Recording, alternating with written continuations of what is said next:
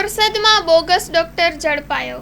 રહેણાંક મકાનમાં ચલાવતો હતો દવાખાનું। પોલીસે 81,000ની દવા અને સામાન કર્યો જપ્ત। કોઈપણ ડિગ્રી વગર કે મેડિકલ લાયસન્સ વગર ચલાવતો હતો દવાખાનું। પોતાના રહેણાંક મકાનમાં આદર્શ દવાખાનાના નામે ચલાવતો હતો દવાખાનું। Story report by Nandlal Bhanushali, Anand.